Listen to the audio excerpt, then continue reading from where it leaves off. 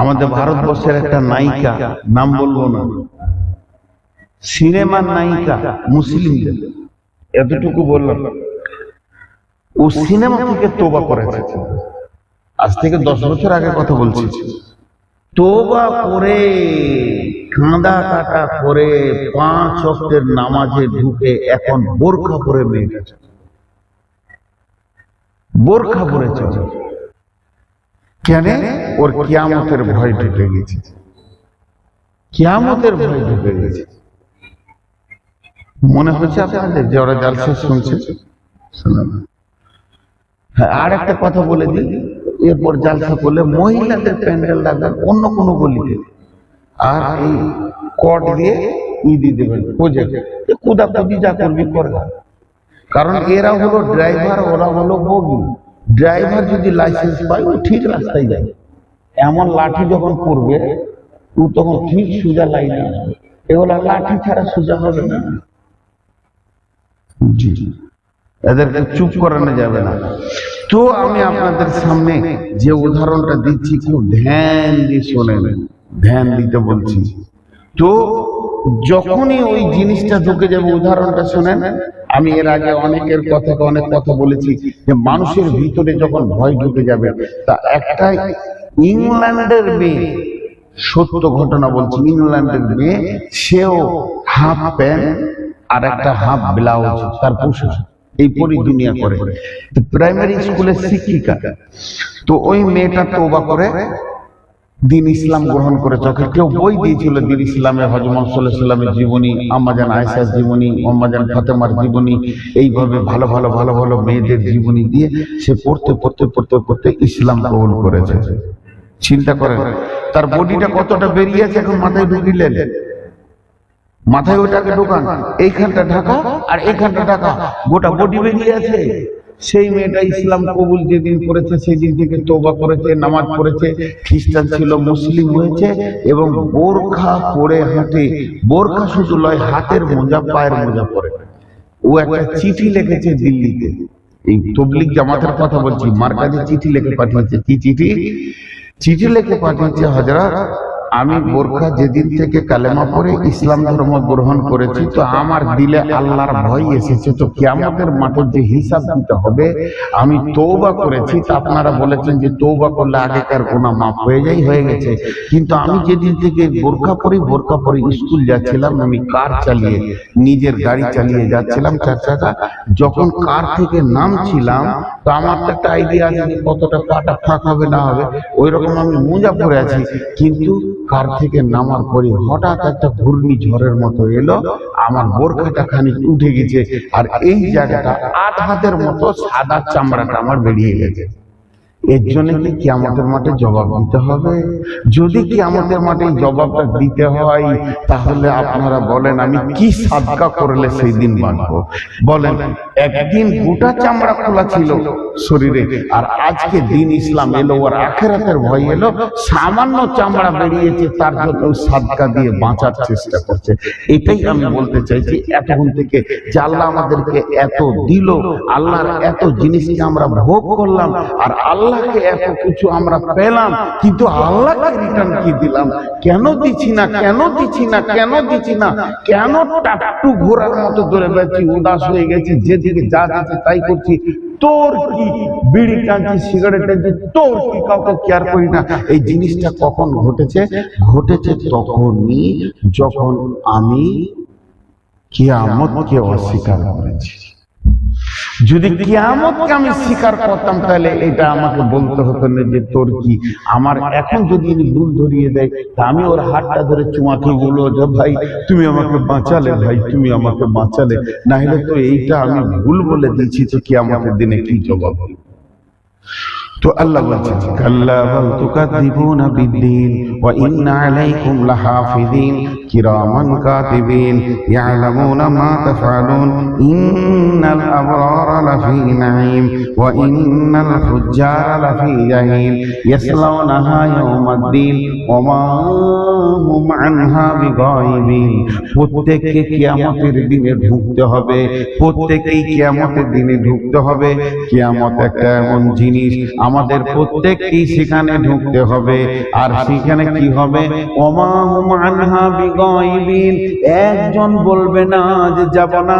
আগামী কাল সকালে প্রাইমারি স্কুলটা খুলে দেবে, একটা বাচ্চা বলবে রাত জেগেছি যাব না, একটা শিক্ষক বলবে জালসা শুনেছি আজকে যাব না, একটা কাজে যাব না। আজকে জালসার এত প্রচার হওয়ার পরও বাড়ির পাশের লোকটা শুয়ে আছে, আমি যাব না। যাব না বলে একটা জিনিস আছে। কালকে আপনাদেরকে আমি ইসলামপুরে দাওয়াত দিলাম, সবাই চলে গেল, 5 জন বললে আমি যাব না, বিনা কারণে বলছে আমি যাব না। কিছু করার নাই, যাব না বলে একটা কথা আছে, মানুষ এটা বলতে পারে। এর জন্য আল্লাহ চ্যালেঞ্জ দিয়ে বলেছেন ওমা হুম আনহা বিগাইবিন, তোদেরকে কিয়ামতের মাঠে এসে হাজির হতেই হবে, একজনও অনুপস্থিত হতে পারবি না। এটা আমার আদেশ, আমার হুঙ্কার। তুই যাবে না, তোর গোষ্ঠী যাবে, তোর বংশ বুনিয়াদ যাবে, তোকে ওখানে হাজির করবই, হাজির করবই। ওমা হুম আনহা বিগাইবিন ওমা আদরাকা মা ইয়াউমুদ্দিন সুম্মা মা আদরাকা মা ইয়াউমুদ্দিন। সেই দিনটা কেমন, কে বোঝালো, কে জানালো? আবার বলছি, কে বোঝালো, কে জানালো? সেই দিনটা কেমন? আপনারা কি বুঝেছেন সেই দিনটা কেমন? হে নবী, তোমাকে কে বোঝালো সেই দিনটা কেমন? এই দিনের ব্যাপারে কি কিছু বুঝেছো এতক্ষণ থেকে? না বুঝতে পারোনি। আবার বলছি সুম্মা মা আদরাকা মা ইয়াউমুদ্দিন, সেই দিনটা কেমন, কে তোমাকে জানালো? সেই দিনটা কেমন শুনে নাও। ইয়াউমা ইয়াউমা লা তামলিকু নাফসুন লিনাফসিন শাইআ ওয়াল আমরু ইয়াউমাইযিল লিল্লাহ। সেই দিনে একটা আত্মা আর একটা আত্মার উপকার করে দিতে পারবে না, হেল্প করে দিতে পারবে না। ফিটার ক্যানেলে যদি একটা নৌকা ডুবে যায়, 20 জন বিপদে পড়বে, 200 জন ঝাঁপ মারবে পানিতে ওদেরকে তোলার জন্য, 20 জন বিপদে পড়বে, 500 জন ঝাঁপ মারবে। আয়রন ব্রিজে যদি একটা অ্যাক্সিডেন্ট হয়ে যায়, 4 জন বিপদে পড়বে, 400 জন দৌড়বে উদ্ধার করার জন্য। এটা রেল যদি অ্যাক্সিডেন্ট হয়ে যায়, তাহলে 2000 লোক বিপদে পড়বে, 20,000 লোক দৌড়বে। এই দুনিয়াতে মানুষ নিজের হাতকে সাহায্যের জন্য বাড়িয়ে দেবে। আর ওই দিনটা এমন দিন যে ফেঁসে যাবে, ফেঁসে যাবে, নিজেকেই নিজের বুদ্ধি দিয়ে উদ্ধার হতে হবে। ইয়াউমা লা তামলিকু নাফসুন, যে কিয়ামতের ব্যাপারে বলছি, কি বুঝলেন, কি বুঝলেন? হে নবী, তুমি কি বুঝলে? ওমা আদরাকা মা ইয়াউমুদ্দিন সুম্মা মা আদরাকা মা ইয়াউমুদ্দিন। আবার বলছি, সেটা তুমি কি বুঝলে, কি বুঝলে? ওই দিনটা এত ভয়ানক দিন। ইয়াউমা লা তামলিকু নাফসুন লিনাফসিন শাইআ ওয়াল আমরু ইয়াউমাইযিল লিল্লাহ। সেদিন তোর বাপ আসবে না, তোর জননী মা আসবে না, যার বোঁটা চুষে চুষে চুষে চুষে তোর রক্তর গরম, সেই গরমে তুই পাপে ডুবেছিলি, সেই মা আসবে না। যার রক্তে, যার শুক্রাণুতে তুই বেটা দুনিয়াতে জন্ম নিলি, সেই বাপ তোর কাছে আসবে না, তোর পেটের ছেলে আসবে না, তোর বেটি আসবে না, কেউ তোর সাহায্যের হাত বাড়াবে না। সেই দিনটা এত ভয়ানক দিন, সেই দিনটা এত ভয়ানক দিন। ভাইয়া, আপনাদের মেয়েরা খুব ক্ষেপে গেছে আমার উপরে, বিরক্ত হয়ে গেছে যে পুরুষগুলোকে ছাড়ছে না কেন। হয়তো আন্দোলন করে পর্দা ছিঁড়িয়ে ফেরিয়েছে, মারবে না কি হয়ে লাগে, এত রেগে গেছে। তো আল্লাহ মাফ করুন। আজকে আপনাদের সামনে আমার মূল বক্তব্য ছিল কিয়ামত। যতটি লোক বসে আছেন, যেমন বসেছেন ওই রকম থাকেন। আপনাদের কাছে আমি 2-3 মিনিট নিচ্ছি, বেশি দিব না। দোয়া করব, একসঙ্গে উঠব, বলেন ইনশাআল্লাহ। মাদ্রাসা কারো বাবার নয়, আমার বাবার নয়, কমিটির বাবার নয়। মাদ্রাসা আল্লাহ রসুলের ঘর, সেখানে তালিম কিসের হয়? কোরআনের তালিম। কোরআন শরীফটা তো দূরে থাকবে। আমার পাশে থাকা খুব মুশকিল। এটাকে কি মহব্বত লাগছে? মহব্বত লাগছে কি লাগছে না? কথা বলে না। কাকে কাকে দেখে বিরক্ত লাগছে? হাত তুলেন তো। খুব মহব্বতের জিনিস। কোরআন আমাদের আকীদা, কোরআন আমাদের ঈমান, কোরআন আমাদের আমল, কোরআন আমাদের হেদায়েতের রাস্তা। এটা আল্লাহর বাণী, আল্লাহর দেওয়া নিয়ামত। পৃথিবীতে আল্লাহ যে রহমান, তার প্রতীক চিহ্ন হলো কোরআন। আর রহমান আল্লামাল কোরআন খালাকাল ইনসান। আমাদেরকে মানুষ বানিয়েছে আল্লাহ, মাহুল বায়ান, আমাদেরকে কথা বলতে শিখিয়েছে আল্লাহ, নিয়ামতের শেষ নেই। এই কোরআনের মহব্বতে আমি ঘড়ি দেখে নিয়েছি, আপনারাও দেখেন, 5 মিনিট কেউ উঠতে পারবেন না, 5টা মিনিট উঠতে দিব না, দাবি আপনাদের হাতগুলো ধরে। কোরআনের মহব্বতে কেউ 5,000 10,000 দেনেওয়ালা আছেন? 5 মিনিট বললাম, আমি 5 মিনিট পর দোয়া করব। কোন আল্লাহর গোলাম আছেন একটা 5,000 একটা 10,000 দেয়? এটা যদি 9টার সময় আমি পেতাম, তা 11টায় দেখাতাম, তাকে বলে কালেকশন। ইসলামপুরের কালেকশন তো আমি করি রে ভাই, আপনাদের পরিচিত মানুষ। বলেন কেউ আছেন আল্লাহর গোলাম? কেউ নাই। আসলে মাংস তো খেয়েছি, হাড়ও শুধু চুষে নিয়েছে আগের বক্তারা। হাড়ের ভিতরে যে মগজ থাকে ওটাও চুষে শেষ করে দিয়ে আমাকে আর কি দিবে বলেন? তাহলেও যদি কোনো আল্লাহর গোলাম থাকেন, কোরআনের মহব্বতে আমি চেয়েছি আপনাদের কাছে, অন্য কোনো মহব্বত দেখাইনি। যে আমি আল্লাহর কালাম পাককে মহব্বত করি, এর জন্য আমি একটা 5,000 টাকা দিব, একটা 10,000 টাকা দিব। কেউ বলতে পারে না? আমার নির্দিষ্ট দেওয়ার সময় থেকে 1 মিনিট চলে গেল, আর 4 মিনিট আছে। আচ্ছা, এই মহিলাগুলো কি কোনো গার্জেন নাই নাকি? এদেরকে কি এত বিয়াদব করে পাঠিয়েছে? হ্যাঁ, ওরা বুঝতে পারছে না? তাহলে ভাটিয়ালি গোজন ধরতে হবে।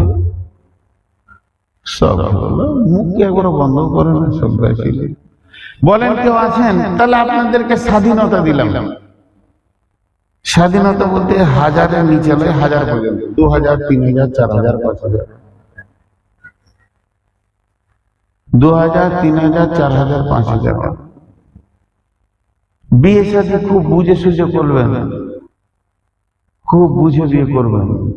উল্টো পাল্টা বিয়ে করেন না, সারা জিন্দেগি চলবে।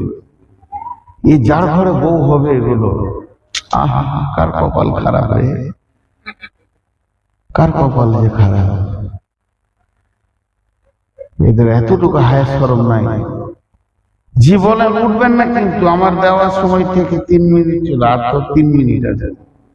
এই উঠো না, বসো বসো, বসবে তো, এখনো হাঁটছে বেদর। 5টা মিনিট সহ্য হচ্ছে না নাকি? না এখনই বিয়ে করতে যাবে তুমি পাগলা? জি বলেন।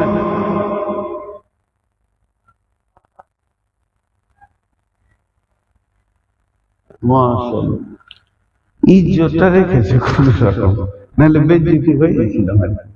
হ্যাঁ, মাইকম্যানকে হ্যাঁ, কথা বলে না। আপনি মালিক, মালিক ধরবো কেন? বলতে হবে আমি মালিক, নাহলে মালিকের কাজ করবি। মালিক আপনি দেন,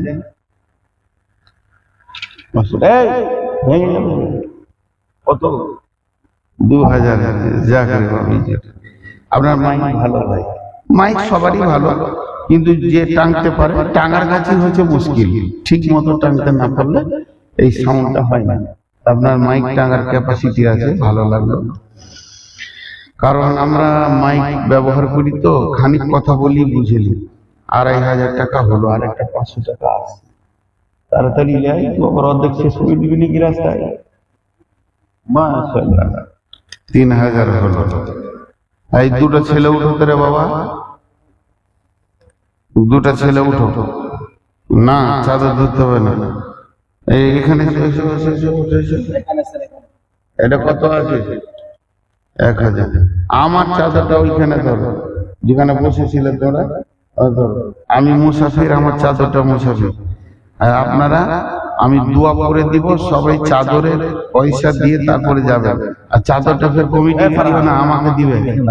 তুমি ওখানে দাঁড়াও, ওখানে বসো, এখন বসো, আমি বলবো বুঝিয়ে তখন বুঝতে পারবে। বসো বসো বসো। আমার নাম নবাব, কিছুরে নাই অভাব, ভিক্ষা করার স্বভাব। আর 1 মিনিট আছে, আমি কথাটা বলছি ভাই, উঠিয়ে না, একসঙ্গে উঠবো, ওটা ভালো হবে। আমার কথাটা ধ্যান দিয়ে শুনেন, সবাই ধ্যান দিয়ে শুনেন। আমি দোয়া পড়ে শেষ করে দিব, প্রত্যেকে চাদরে আসবেন, চাদর ওলা আপনার কাছে যাবেন না, আপনি চাদরে এসে এই 500 নিচে আসিয়েন না, এখন 500 নিচে গুলো আসিয়েন না, চাদরে দিবেন, সবাই চাদরে দিবেন। মাশাআল্লাহ, টাকা দেওয়ার ঝোঁক কত জি। হ্যাঁ, আমাকে যদি দিতেন 9টার সময় দেখতেন কি লাভ হতো, আর কি বলবো।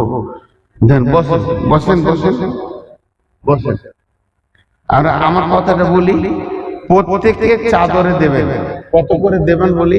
1000 টাকা দেবেন, না পারবেন 10 টাকা দেবেন, 50 টাকা দেবেন, 100 টাকা দেবেন, না দিয়ে যাবেন না। বসেন বসেন, আপনারা বসেন, দোয়াটা নেন। 1 টাকাও দেবেন, শেষ কথা, 1 টাকা। তাহলে এখানে যারা 500 টাকা করে দিয়েছে ওরা কি বাদ? না, ওরা আবার 5 টাকা করে দেবে, 10 টাকা করে দেবেন। কারণ চাদরে দেওয়াটা সুন্নত, রসুলের জামানায় চাদরে দেওয়া হতো, সবাই এসে মসজিদে নববীতে দিয়েছেন, এগুলো দলিল আছে। এত কথার লম্বা বাড়াচ্ছি না, এখন আমি দোয়া করে দিব। সকলে যতগুলো লোক বসে আছেন সবাই 10 টাকা, 5 টাকা, 20 টাকা, কিন্তু আমার মনের ইচ্ছা 500 টাকা, 1000 টাকা, 200 টাকা, 100 টাকা, এর নিচে নয়। কিন্তু আপনার কাছে না থাকলে কি আপনি মাথা কেটে দেবেন, চুরি করবেন? তা নয়, যা আছে, যদি 1 টাকাও না থাকে তা খালি হাতটা চাদরে একবার বুলিয়ে যাবেন, বলেন ইনশাআল্লাহ। যিনি চাদরে আসবেন না, ঘুরে চলে যাবেন, উনি হাত তুলেন, আমি দেখি কে আসবে। হ্যাঁ, সবাই আসবে ইনশাআল্লাহ। আমি এখন দোয়া দিচ্ছি, আপনারা বুঝবেন দোয়াটা, তারপরে আমিন বলবেন। এত লেটে ইফের কেন উঠলো? মোটা আছে বাবা, কোথাও মোটা আছে? পাতলা মানুষ। হ্যাঁ, কত আমাকে বলবে তো, আমি চাইছি তো, ওকে বলছে 1000 কি হবে? সকলে আমার সঙ্গে একটু ধ্যান দিয়ে শুনে। এই আল্লাহ, সন্ধ্যা থেকে নিয়ে যতগুলো কোরআন ও হাদিসের সহি কথা হয়েছে সেগুলো আমাদেরকে তুমি আমল করার তৌফিক দাও। সবাই আমিন বলে। এই আল্লাহ, আমাদের বক্তাদের ভিতরে যদি ভুল কথা বের হয়ে গেছে সেগুলো আমাদের কাছ থেকে ভুলিয়ে দাও। এই আল্লাহ, আমরা অনেক গুনাহ করেছি, তোমার মন মতো রোজা রাখতে পারিনি, তোমার রসুলের মতো করে রাখতে পারিনি, আমাদের ত্রুটি থেকে গেছে। মাবুদ, যতই ত্রুটি করি তোমার গোলাম, শিরক করি না। তুমি কি তোমার গোলামকে মাফ করবে না? তুমি মাফ করে দাও। আমাদের রোজাগুলোকে তুমি কবুল করে নাও। এই আল্লাহ, তুমি যদি মাফ করে দাও তবেই তো আমাদের ঈদ, আমাদের আনন্দ। তুমি যদি মাফ না করো তো আমরা তো শেষ হয়ে যাবো। মাবুদ, তুমি মেহেরবান, তুমি মাফ করে দাও। আল্লাহ, আগত জীবনকে যেন মেপে যুগে চলতে পারি, কিয়ামতকে ভয় রেখে সমস্ত আমলগুলো যেন করতে পারি, তোমার শুকরিয়া আদায় করতে পারি, তুমি আমাদেরকে তৌফিক দাও। হে আল্লাহ, আমাদের মা, বাপ, ভাই, বোন, আত্মীয় স্বজন যারা কবরে চলে গেছে তাদের তুমি মাফ করো। যত কালেমাওয়ালা কবরে চলে গেছে আল্লাহ, তাদেরকে তুমি মাফ করো। আমিন বলেন করে। আল্লাহ, আল্লাহ, তোমার কাছে শেষবারের মতো একটা চাইছি, তুমি আমাদের আপনজন হয়ে যাও, আমাদেরকে ভালোবাসা দাও, আমাদের ভালোবাসা তোমার মধ্যে দাও। আল্লাহ, এই মাদ্রাসাকে তুমি কবুল করে নাও, মাদ্রাসা পরিচালক কমিটিকে তুমি কবুল করে নাও, আসাদিজা ছাত্র যারা আছে সবাইকে তুমি কবুল করে নাও। মাবুদ, আমাদের সকলকে তুমি কিয়ামতের মাঠে তুলবি এটা জানি, কিন্তু তার আগে তার পুঁজি সম্বল তৈরি করা তৌফিক দাও। সন্ধ্যা থেকে নিয়ে যতজন দান করেছেন, মায়ের নামে, বাবার নামে, ভাইয়ের নামে, বোনের নামে, স্বামীর নামে, স্ত্রীর নামে, যে যার নামে দান করেছে তুমি কবুল করে নাও। এরপরে যারা দান করবে তাদেরকে তুমি কবুল করে নাও। সকলে জুড়ে বলেন আমার সঙ্গে, সুবহানাকা আল্লাহুম্মা ওয়া বিহামদিকা ওয়া আশহাদু আল্লা ইলাহা ইল্লা আনতা আস্তাগফিরুকা ওয়া আতুবু ইলাইকা। জি, আপনারা সবাই চাদরে হাতটা রেখে দেন, ওখানে না সবাই রেখে দেন। দোয়া করে দিয়েছি, শেষ করে দিয়েছি। জি, এখানে দাঁড়ান। আল্লাহর রাস্তে 1 টাকা হোক, 10 টাকা হোক, চাদরে দেন, আল্লাহর রাস্তে দেন। ধরেন চাদরটা। জাযাকাল্লাহ, হাইয়াকাল্লাহ, জাযাকুমুল্লাহ। খুলবে না। জাযাকুমুল্লাহ, হাইয়াকুমুল্লাহ, বারাকাল্লাহ। এই আল্লাহ, তোমার বান্দাদের দানগুলো গ্রহণ করে না, মাফ করে দাও। এটা চেঞ্জ করে আমি একটা কথা বলবো, এটা দিতে হবে, ফেসবুকে দিতে হবে, লাইভে দিতে হবে। তো করতে পারো।